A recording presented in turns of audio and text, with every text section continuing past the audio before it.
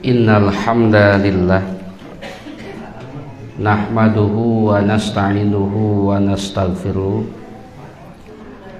wa na'udzu billahi min syururi anfusina wa min sayyiati a'malina may yahdihillahu fala mudhillalah wa may yudlil fala hadiyalah.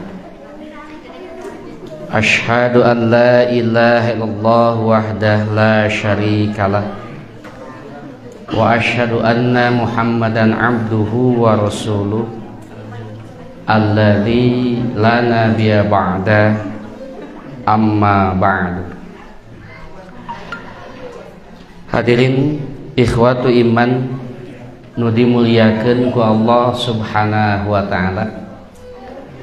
Alhamdulillah dina dangat nu ayeuna wanci nu kiwari urang sadayana masih keneh tiasa ngamangfaatkeun mang pirang-pirang kesempatan nu ku Allah dipaparin ka urang sadayana. Mudah-mudahan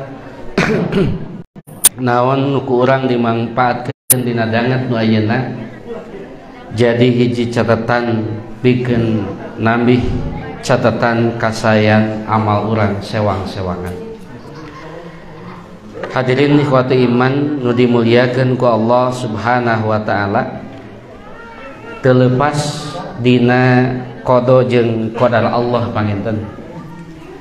Dina dangat nu ayeuna simkuring hadir di ieu patempatan anu sakadahna maparin materi dina dangat nu ayeuna Ustaz Hamdan, tapi qadarullah ternyata Ustaz Hamdan teu tiasa kamari pisan aya nu ngontak ka simkuring wayahna sanada wantuna ge nu ka abdi cenah bahasana teh mangga teh insyaallah.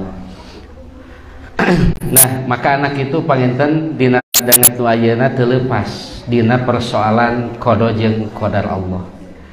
Nya kitu deui patula patali materi nu baris dipedal dina dangat nu ayeuna teu leupas dina qada jeung qadar Allah.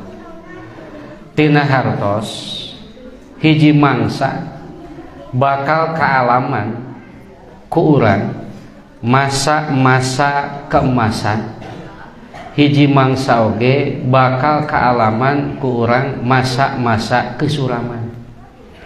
Pami bahasa petani mah hiji mangsa bakal kaalaman masa melak, hiji mangsa bakal kaalaman masa panen.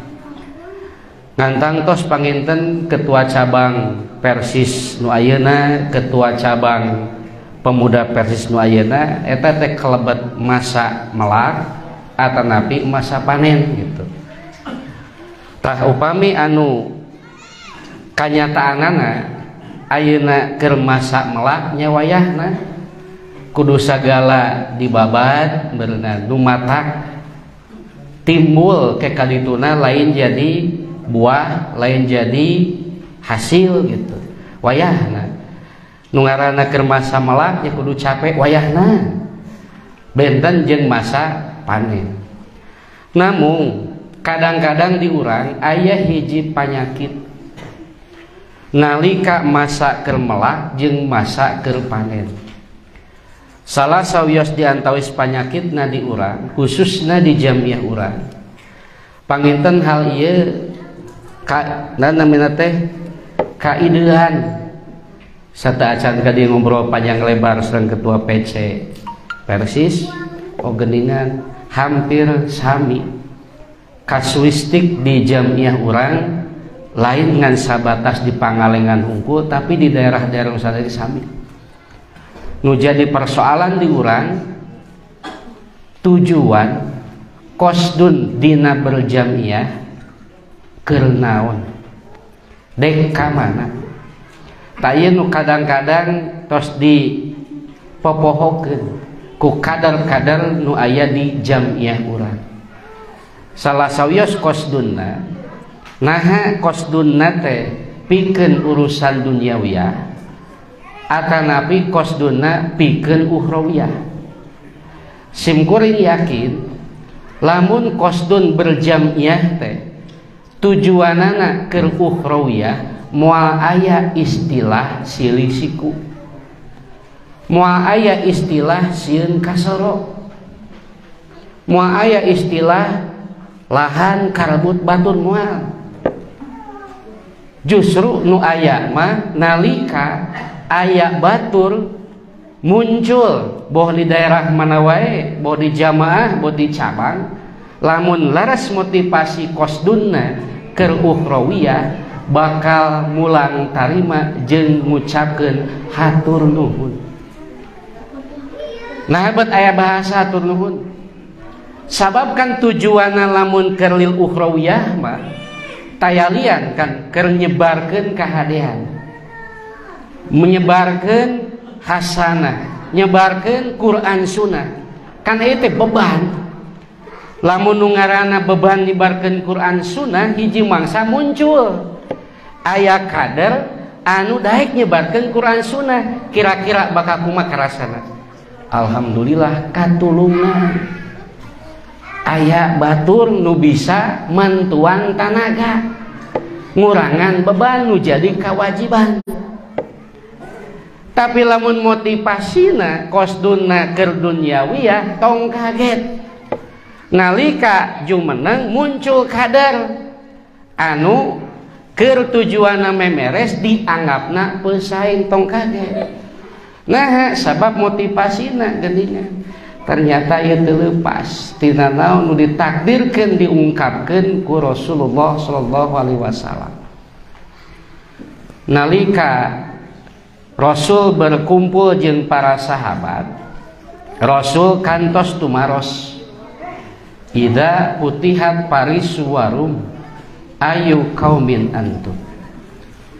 Lamun Persia jeung Romawi geus ditaklukkeun, anjeun bakal jadi kaum nu kumaha?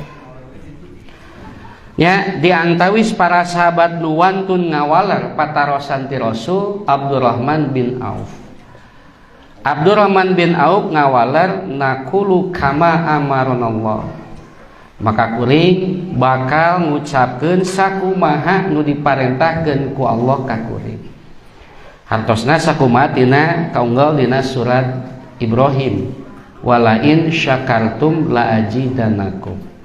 Lamun Allah maparin kenikmatan maka kuring bakal bersyukur. Tapi aneh Rasul nuju harita malah ngungkapkeun hiji kalimat awal ghairu dari boa lain kitu meureun teu kitu jiga nama. Justru nu jadi kajadian kahareupna lain sakumaha diungkapkeun ku Abdurrahman bin Auf, tapi patana fasu anjeun bakal silih bersaing teu sehat. Tatabaghudun anjeun bakal silih ngabenci. Tatadabarun anjeun bakal silih nonggongan. Nah Rasul mengungkapkan kalimat jiga tadi sing horeng motivasi qasdun nu salah akibatna ge salah kana wasailna. Hadirin ikhwatu iman nu dimuliakeun ku Allah Subhanahu wa taala, Rasul mengungkapkeun Persia jeung Romawi geus ditaklukkeun, artina urusan duniawiyah terus aya dina genggaman umat Islam. Upami urusan duniawiyah terus aya dina genggaman umat Islam, berarti nu jadi motivasi kahareupna teu waleh teu leupas dina urusan duniawiyah. Lamun duniawiyah nu bakal jadi udaganana tong kaget kadituna tatana pasu. Nah makana ibroh tina hadis eta kapungkur nuju masih keneh jam'iyah urang alit ngarintis biasana sasarengan atanapi masing-masing ka ketua PC sasarengan masing-masing kan sasarengan dakil alit keneh sarana prasarana dacan menunjang eta teh biasana teh rempegnya Pak, rempeg bisa wah bring ka ditu bring ka dieu geser we naik sakedi sarana prasarana tos mulai nambihan urusan duniawiyah tos mulai kacukupan kira-kira naon nu muncul motivasi itu ti awal babarengan deui teh tah kan mulai muncul wah boa-boa cenah cair teh ku si A boa-boa cair teh ku si C ku si B tah mulai curiga tah tos curiga kituna kumaha mulai dikorek-korek kituna teh tah nu mawi kunaon hal ieu terjadi ternyata ya nu jadi pokok persoalanna persoalan naon persoalan duniawiyah anu teu leupas mungkin persoalan pangarah mungkin persoalan pangaruh mungkin persoalan pangarih sok lamun dilenyapan kunaon para asatid sok naon para sia bab naon sok bab naon para asatid pas sia parebut naon biasana tuh nya parebut jadwal cenah gitu nah cenah ketua PCT teu adil ari abdi di jadwalna di tempat nu kieu ari si anu karek oge di jadwalna di tempat nu kieu asa teu adil tuh geuningannya persoalan naon geuningan eueuh deui urusan duniawi tanu mawi kudu dilempengkeun teh urang teh dek naon di jamiah teh nah keur tujuanna bener ngahirupkeun agama ngajaga agama atau ngajaga dunia tapi lamun motivasina laras kusabab urusan-urusan keakhiratan moal aya istilah sirik moal aya istilah bersaing tapi malah bakal nganuhunkeun nuhun sabab lamun teu ku anjeun ieu dek usaha digarapna tapi lamun urusan dunia bakal berbeda cenah muncul kadar anyar kadar ulama anu anyar boa-boa cenah lahan bakal kakuras lahan bakal kasaingan jamaah bakal tuh geuningan mun dilenyepan jeung ditapakuran teh tanu mawi pokok bahasan ngeunaan kaderisasi ulama sataca lumpat kana bab eta sok lempengkeun deui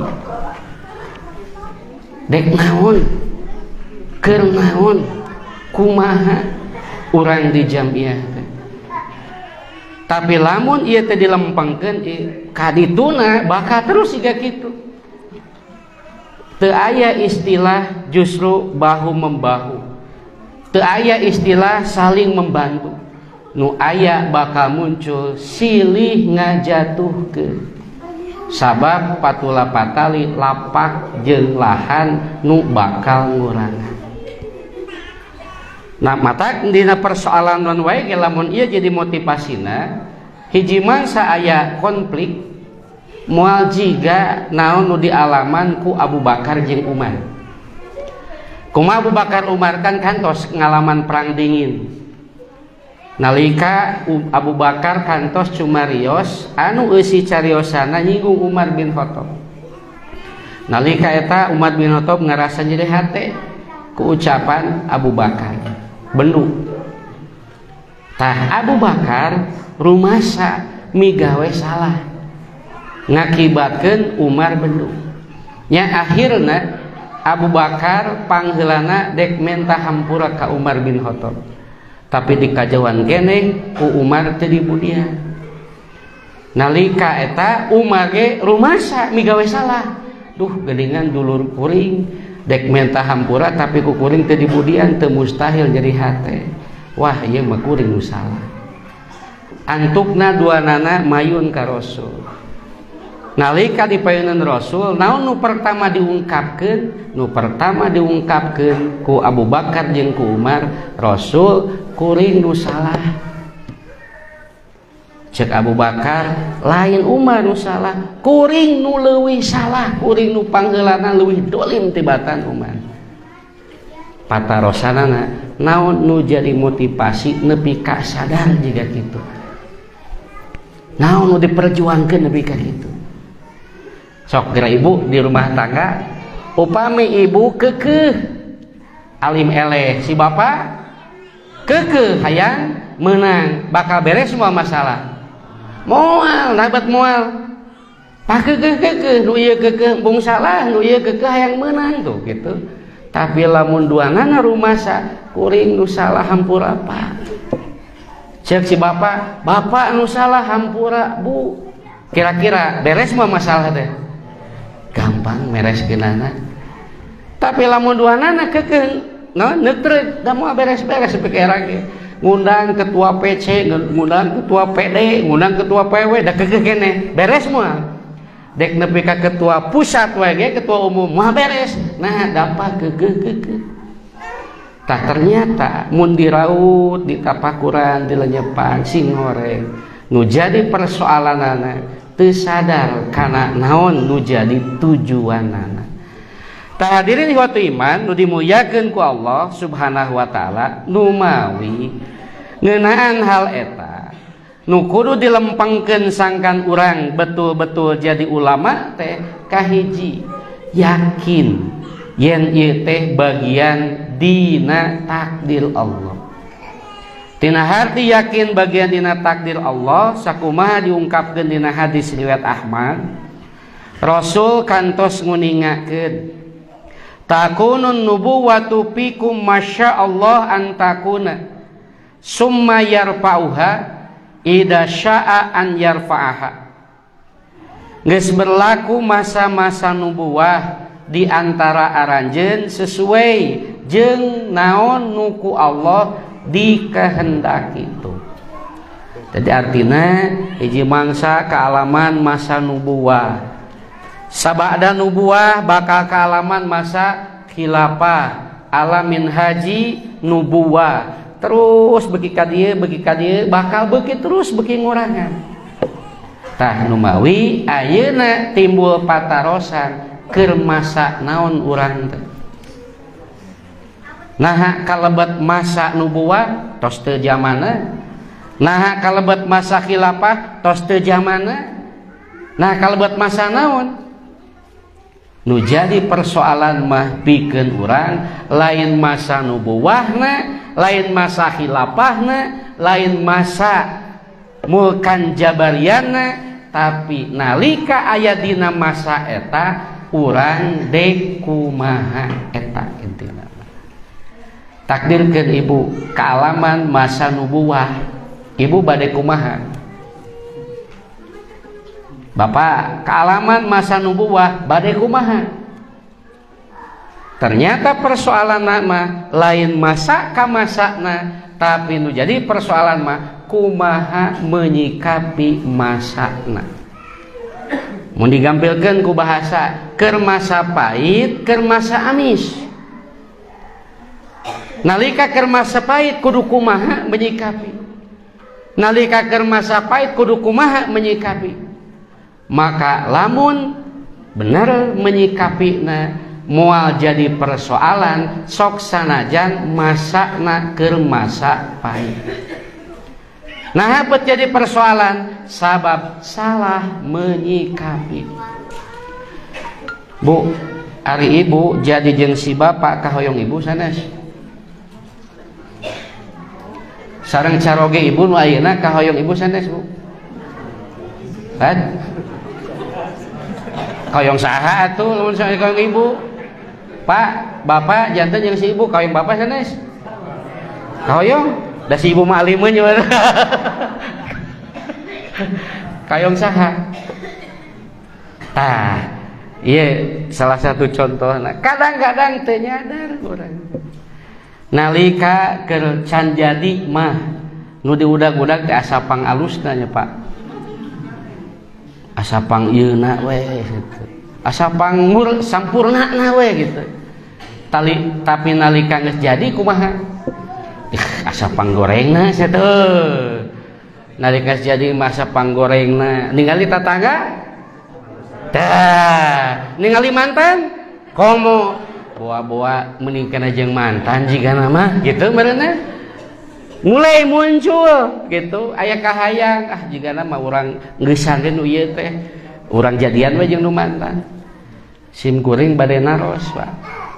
nalika tos jadi kantos teu ngaraoskeun ibu tos apal kakurangan urang apal kakurangan ibu ditakdirkeun bapak ibu uih ka mantan nu can apal kaayaan urang bakal sasabar nu ayeuna moal kan bakal sasabar nu ayeuna moal teu mustahil moal gitu. Nah sabab geuningan nalika balik ka mantan gitu balik ka mantan apaleun kakurangan urang ih geuningan kieu tuh kan teu mustahil ternyata sudut pandang urang mah sok kadang-kadang teu narimakeun nu aya matak wajar kaituna teh ngahayal we jeung ngahayal ngalamun we jeung ngalamun matak wajar kelebihan nu aya dina pasangan urang teu katingali sabab katutupan ku kakurangan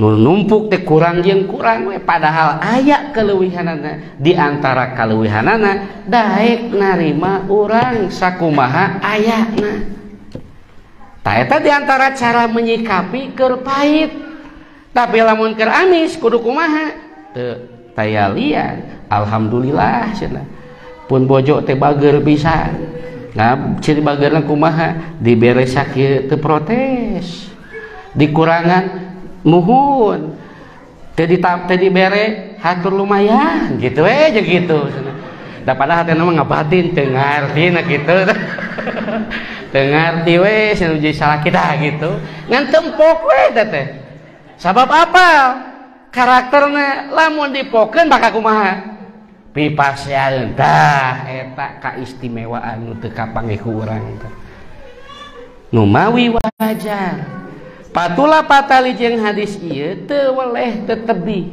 cara menyikapi masa ka masa maka nalika ayeuna keur masana pait kudu kumaha menyikapina ayeuna keur masa amis kudu kumaha menyikapina di samping tadi motivasina lempengkeun heula tah hadirin ihwati iman nu dimuliakeun ku Allah Subhanahu wa taala nu katilu nalika urang aya dina masa ayeuna masa keur pait ditakdirkeun urang dek naon nalika keur pait teh naha bagian nambah kapaitan naha bagian nambah kagorengan naha di antara kelompok yang meminimalisir keburukan bukan menambah kebaikan karena kebaikan dan keburukan bagian dari ketentuan Allah yang tidak akan bisa dihindari ngan tinggal urang menyikapina nalika keur kondisi goreng nah urang teh bagian nu gorengna atawa tidak masuk bagian anu goreng. Nah hadirin ihwatu iman nu dimuliakeun ku Allah Subhanahu wa taala kumaha sangkan urang teu kalebat bagian anu goreng nya tiada lain siapkeun simkuring bagja di PC Pangalengan Al Ustad Hamdan selaku penasihat di PW pemuda teras ngaderes bahkan lain kan sabatas materi hungkul ruhani hungkul jeung fisikna artosna bagian cara urang di antara teu kalebat kondisi kaayaan nu goreng berarti mempersiapkan diri numawi di dieu diuningakeun saha di antara anu kalebat jalma-jalma anu teu asup goreng teh Imam Bukhari ngadamel hiji judul babu kaulin Nabi sallallahu alaihi wasallam la tazalu ta'ifatun min ummati zahirina alal haq bab sabda Nabi sallallahu alaihi wasallam bakal saestuna aya di antara umat kuring sekelompok jalma anu ngabela kahadean artina tong hariwan hiji mangsa di PC Pangalengan kekurangan kadar ulama tong hariwan bakal aya ngan pertarosanana urang eta teh atawa saha minimal kumaha carana solusina ditakdirkeun teu urang urang kudu boga andil sangkan bisa lahirna kader jiga kieu nya atuh peperiheun turunan urang bagian naon bagian membidani lahirna kader anu diungkapkeun ku Rasul ieu. Salah sawiya carana teh aya lian mun dina jam'iyah ku ayana kerjasama antar boh otonomna antar boh bidangna cuman catatanana kadang-kadang nu sok teu sadar teh urang sok poho kana tugas masing-masing. Pamis Abdurrahman Madinah risalah kecil aya kalimatna teh kadang-kadang cenah tukang ngaduk sok siri ka tukang tembok sok siri ka tukang ngecat sok siri ka tukang palapon tah dina jam'iyah ge teu mustahil kajadian jiga kitu sekretaris sok siri ka ketua PC nah da ketua PC wae anu tampil teh sekretaris ira tampilna kan teu mustahil jiga kitu bidang dakwah dikekesak we kudu ngaon ngurus jadwal ngatur jadwal kudu mikirkeun ngalahirkeun kadar kan mustahil matak sok sirik gitu ka bidang nu seje entah lamun tos tertanam jiga kitu maka moal beres tapi kudu nama tugas kuring teh di dieu berarti kudu kumaha nyata yalian sesuai jeung tugasna sabab ku ayana kuring bangunan jam'iyah bakal sampurna kuring sebagai pelengkapna, si anu sebagai pondasina, si anu sebagai finishingna, si anu bagian nu ngasepanana.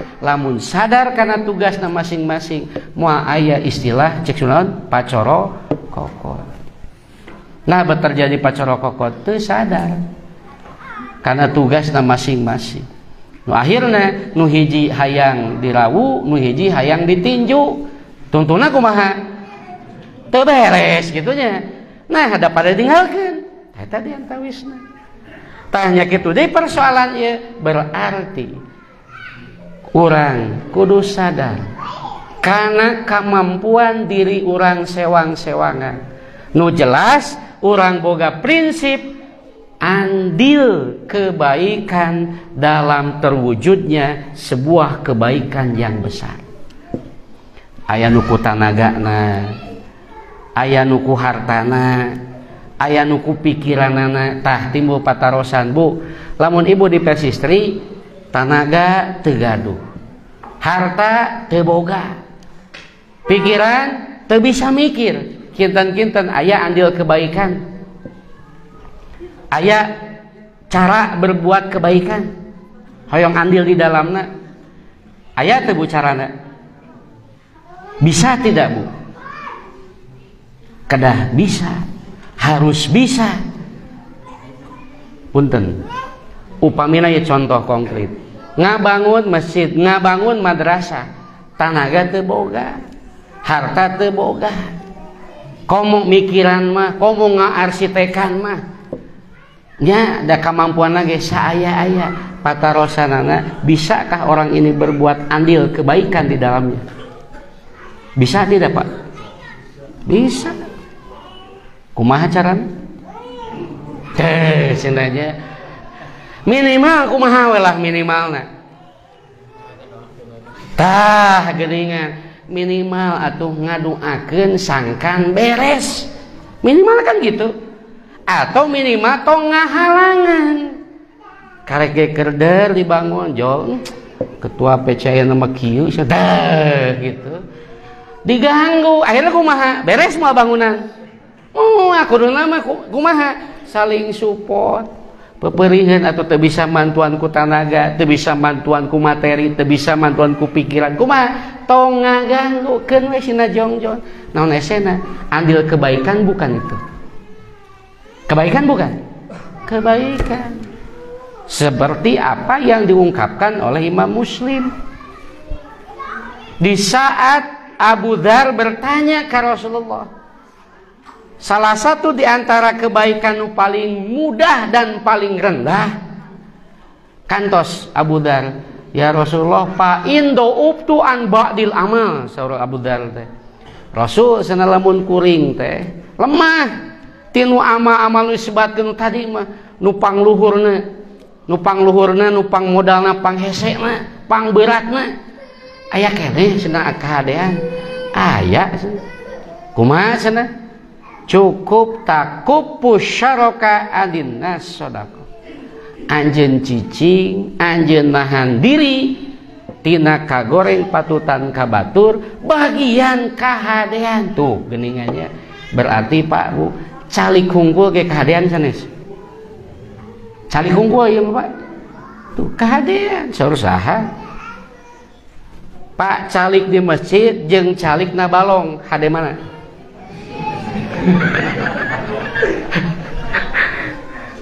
calik di masjid jeung calik na balong hade mana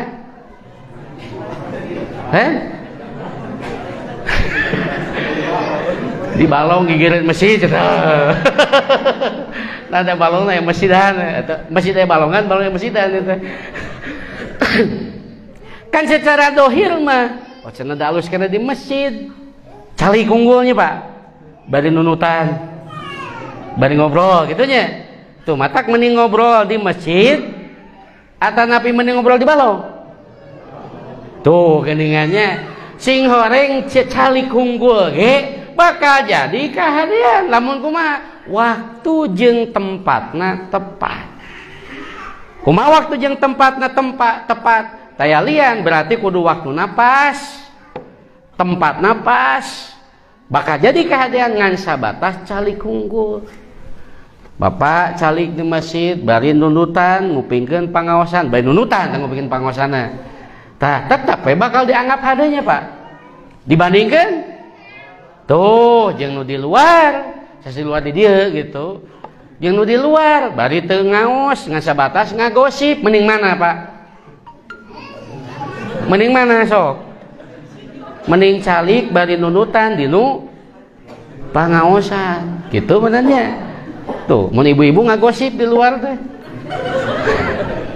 tuh rumah awas tuh pangtarikna ya ngagosip tamatak mending kene ngobrol di dia bari pangaosan mending di luar tuh ternyata bahasa yang sederhana nu diungkapkeun ku Nabi takupu syaraka alinnas sodako cukup anjeun dengan sabatah cicing tengah wujudkeun kagorengan kabatur bagian tinu kahadean artinya dalam mewujudkan sebuah kebaikan bangunan kebaikan orang kudu aya andil di dalamnya sangka naon terus jariah amal ngalir ka urang ngan meureun saimbang jeung modal nu dikaluarkeun Bapak Ibu ngabangun hiji bangunan masjid madrasah ku cabang ku PJ ku PR tugasna ngan calik hungkul sakumaha pahalana Pak sakumaha pahalana sakumaha nyasa calikeun we manya pahalana calik pahalana hoyong bari ngadagnya moal aya saimbang we deui kana di urang nu mawi pamihayang badag pahala saimbang modal nu dikaluarkeun sim guring tadi nganget-nganget pengumuman aya naon ambulannya Bu nu kaluarkeun nu pangageuna pangalitna kaum ambulan pangageuna pangalitna lan pangalitna tah sakitueun Bu tong ieu mah hoyong pangageungna gitu tapi lebetkeun pangalitna nya moal saimbang Allahumma sesuai jeung modal dikaluarkeun nah we deui kana persoalan ieu nalika mempersiapkeun kader anu siap jadi pelanjut penebar kebaikan urang dek bagian di mana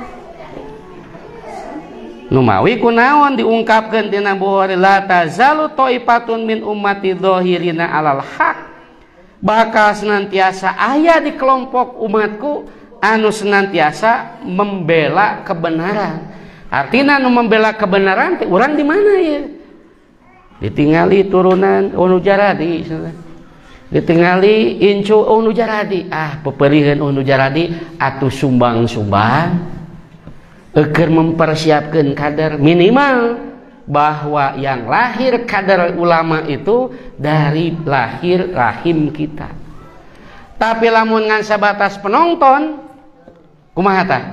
Kabagian moal andil kebaikana moal. Komo ayeuna kondisi ayeuna sim kuring emut almarhum sadeka kan sok aya bahasa kitu, sok notokna teh. Tuh cenah ustad teh areueuh eta masaha. Ustad deka masuk bahasa kumaha?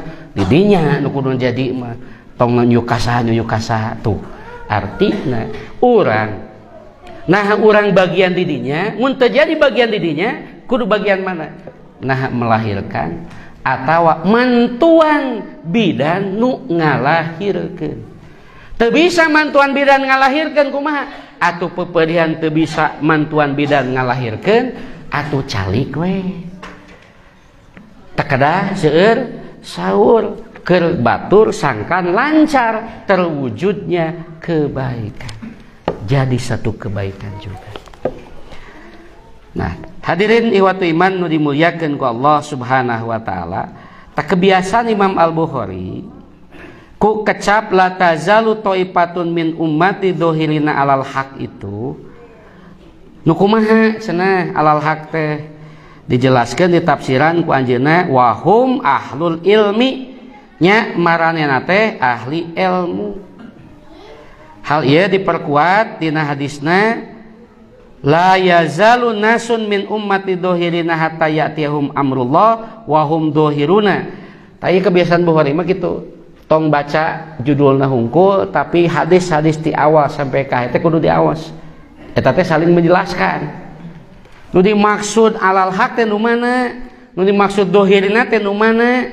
Ternyata saling menjelaskan antara hadis ti Mughirah, hadis ti Muawiyah nyata bahwa nu dimaksud dohirina alal haq itu wahum ahlul ilmi.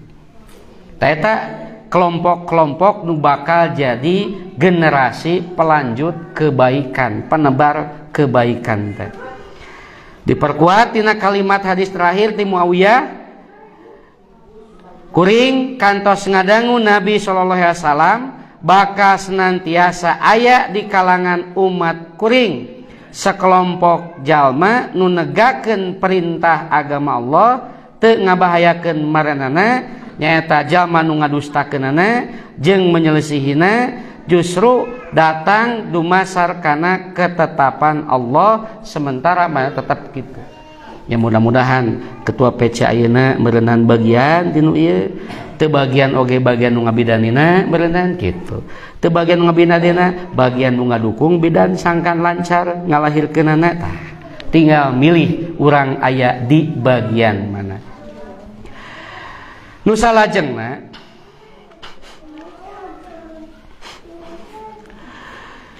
tina hadis nu diriwayatkeun ku Muslim katampi ti Abdurrahman bin Syamasyah al-Mahri anjeunna sasauran kuring kantos aya di gigireun Maslamah bin Mukhallad samantawis di sagigireunna aya Abdullah bin Amr bin As Abdullah cumarios kiamat moal terjadi kajaba kaalaman ku manusia nu panggorengna.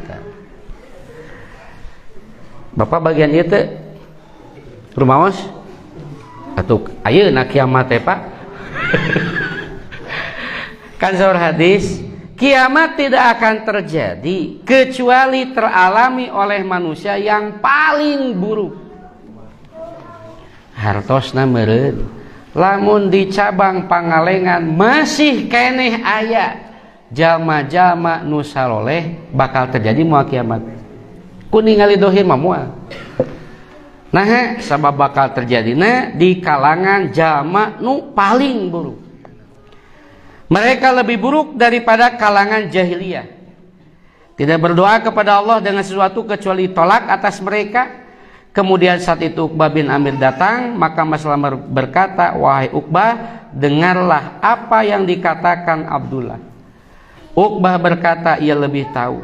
Adapun saya pernah mendengar Rasulullah bersabda, akan senantiasa ada di antara umatku sekelompok orang yang berperang membela perintah agama Allah. Mereka akan memukul mundur musuh dan tidak membahayakan mereka orang-orang yang menyelisihi mereka, hingga datang kepada mereka hari kiamat, sedangkan mereka tetap dalam keadaan demikian. Patarosanana urang bagian ieu sanes. Atanapi jam'iyah urang bagiana sanes. Tapi lamun ningali kasus per kasus, justru di jam'iyah tos mulai terjadi pergeseran, bukannya saling bahu membahu, tapi justru saling menjatuhkan. Berarti ada hal yang tidak beres. Salah satu diantaranya nu diungkapkan tadi, motivasi kosduna kerenau. Tapi mudah-mudahan sok sanaos kitu tetap masih aya harapan generasi-generasi pelanjut orang anu terus menebar kebaikan. Imam An-Nawawi nyimpulkeun saha wae penebar-penebar kebaikan teh. Saur Imam An-Nawawi, anjeunna cumarios kayaan atau keberadaan kelompok ini adalah sekumpulan orang-orang mukmin. Satu, yang memiliki sifat berani. Tapi ningali ketua PC ayeuna mah alhamdulillah gede kawanina. Saking ku gede kawanina, segala tibaban. Henteu satu. Pandai dalam berperang. Apakah berperang pemikiran, berperang apapun, fisik gitu. Pakih. Kemudian muhadis, mufasir, penegak amar ma'ruf, penentang kemungkaran, juhud, dan ahli ibadah. Aya kinten-kintena di Pangalengan tipikal nu jiga kieu ti saurang. Aya ti ketua PC pemuda aya. Ti usada ya Hanapi aya di dieu teh. Tah. Berarti lamun abot kudu kumaha? Berbagi peran we atuh. Hiji bagian ahlina tinu hadis, hiji bagian ahlina tinu fikih, hiji bagian ahlina tinu gelut. Wong mah dilatih oge nya ku Ustaz Hamdan. Hiji bagian ahlina tinu pendanaan, hiji bagian ahlina tinu kawangina badai, kan teu mustahil. Tah, ini disebut saling melengkapi. Ketika kita tidak mampu mewujudkan apa yang diungkapkan oleh Imam An-Nawawi ini, maka kita berperan di bagian manana. Teu aya sanadi masadana di dirinya atuh pepeurieun teu aya tadi ungkapan terakhir minimal calik. Teu ngaganggu perencanaan keur ngawujudkeun mengkadar lahir generasi-generasi penebar kebaikan. Tapi masih kene ngilu paciweuh bahkan ngaganggu, berarti termasuk generasi yang menghalangi lahirna kebaikan. Mangga lamun eta nu bade dipilih, maka anak itu wajar turu pantes kapungkur aya kecap sim kuring emut tina kata-kata mutiara Sa Abdurrahman. Anda ke pasar, kami non mengajar, cik non maksana teh. Berarti lamun di dia anjeun ka pasir kuring ka mana? Anjeun ka pasir kuring ka? Itu yang dimaksud dengan berbagi peran. Aya di urang teh daekan rajin budak teh. Tah daekan rajin ieu tapi modal daya tah palebah modalna kasa nu ka pasar jeung nu ka pasir bakal sama-sama punya kebaikan untuk lahir kadar kebaikan ini. Tapi lamun teu kitu, wah jajauhaneun bakal ngawujud sebuah komunitas, bakal ngawujud sebuah lingkungan anu di dalamna lahir penebar-penebar kebaikan. Numawi salah satu cara tayalian kosdun lempengkeun heula. Ayana muncul lain jadi pesaing tapi peringan beban urang dalam menebar kebaikan. Maka anak itu sangkan urang kalebat jalmi-jalmi diungkapkeun ti Imam Nawawi tadi, sikap nu kudu ku urang dijauhan pikeun ngajaga marwah agama urang kahiji sakumaha diungkapkeun tina hadis Muslim, tong jiga jadi jalma anu diungkapkeun tinu hadis di handap ieu. Terjemahna, saestuna Allah menghimpun bumi untukku, lalu aku melihat timur dan baratnya, dan sesungguhnya kekuasaan umatku akan mencapai yang dihimpunkan untukku. Aku diberi 2 harta simpanan merah dan putih. Sesungguhnya aku meminta Robku untuk umatku agar tidak dibinasakan oleh kekeringan menyeluruh, agar ia tidak memberi kuasa musuh untuk menguasai mereka selain diri mereka sendiri, lalu menyerang perkumpulan mereka. Dan sesungguhnya Robku berfirman, hai Muhammad, sesungguhnya aku bila menentukan takdir tidak bisa dirubah. Sesungguhnya aku memberikan untuk umatmu agar tidak dibinasakan oleh kekeringan menyeluruh. Aku tidak memberi kuasa musuh untuk menyerang mereka selain diri mereka sendiri, lalu mereka menyerang perkumpulan mereka meski mereka dikepung dari segala penjurunya, hingga sebagian dari mereka membinasakan sebahagian lainnya. Jadi mun kitu mah tong aneh, tong kaget, lamun nu nyerang urang teh lain batur, nu nyerang urang teh malah dulur urang sorangan. Da kunabi tos diungkapkan juga gitu. Nya kan kuduna mah musuh nu nyerang teh, tapi imam malah nu nyerang teh dulur sorangan, babaturan sorangan. Tong kaget, bagian dina takdir Allah. Maka anak itu naon nu jadi persoalan abet batur urang, dulur urang nu nyerang urang, cing horeng tadi motivasi kosdunna nu ngageserkeun naha bet nyerang teh. Lajeng dina Abu Dawud diuningakeun tong jadi jalmi-jalmi sakujukan hadis nu kadua, hampir-hampir bangsa-bangsa memperebutkan kalian umat Islam, layaknya memperebutkan makanan yang berada di mangkuk. Seorang laki-laki berkata, apakah kami waktu itu berjumlah sedikit? Ternyata hadis nu kadua mah kualitas nu jadi penyebab turunna teu disegan, teu dipikasieun, turun kualitas. Sok lenyepan tapakuran, ieu mah introspeksi keur urang. Di urang kualitas pendidikanna jiga kumaha. Nahnya arahna keur ngarah mencetak tapakuh pidin. Nahnya tujuan awalna motifna keur melahirkan generasi ulama. Lamun eta jadi tujuanna, tingali cara keur mencapaina. Lamun tujuanna keur mengejar melahirkan tapakuh pidin, tapi cara-carana terus dikurangan, kira-kira bakal lahir moal tapakuh pidin. Ternyata terjadi kemerosotan, terjadi penurunan, terjadi kualitas berkurang.